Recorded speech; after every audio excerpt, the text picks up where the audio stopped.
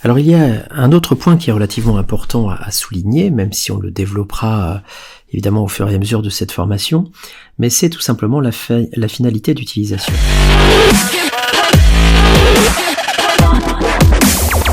Alors la finalité d'utilisation, c'est pas très compliqué à comprendre, si ce n'est que il est important de l'envisager, cette finalité, au début de votre création graphique. C'est-à-dire qu'en fonction de l'endroit du support sur lequel vous allez diffuser votre création, il va falloir vous poser un certain nombre de questions, et moi je vais simplement vous lister dans un premier temps ces différentes finalités, à commencer par le web, le blog. Évidemment, la création d'un site web, d'un blog perso, où les problématiques que vous allez devoir résoudre, c'est évidemment les soucis de compatibilité,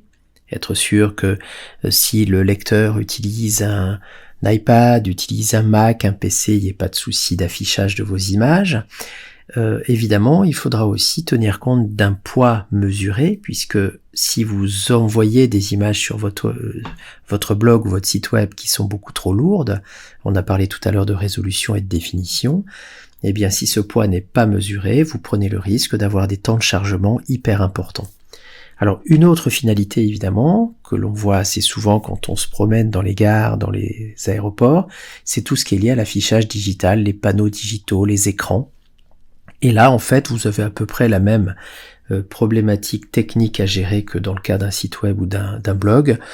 c'est-à-dire un poids qui doit être relativement mesuré, une compatibilité aussi avec les affichages courants, avec peut-être une petite particularité, c'est d'avoir une qualité d'affichage un petit peu supérieure à celle d'un site web ou d'un blog, puisque les écrans sont parfois un petit peu plus qualitatifs que ceux d'un ordinateur.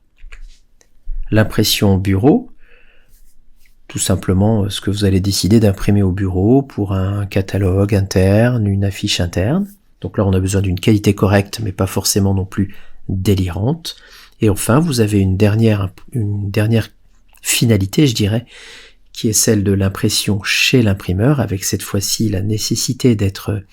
dans une qualité maximum. Et évidemment, ça sous-entend que le poids de l'image que vous allez généré pour ce type de finalité sera évidemment très élevé. Donc c'est important de faire le point là-dessus et se dire tout simplement que dans ces différentes finalités, on aura naturellement des contraintes en termes de création graphique à respecter, parce que on comprend facilement qu'une image destinée à être imprimée chez l'imprimeur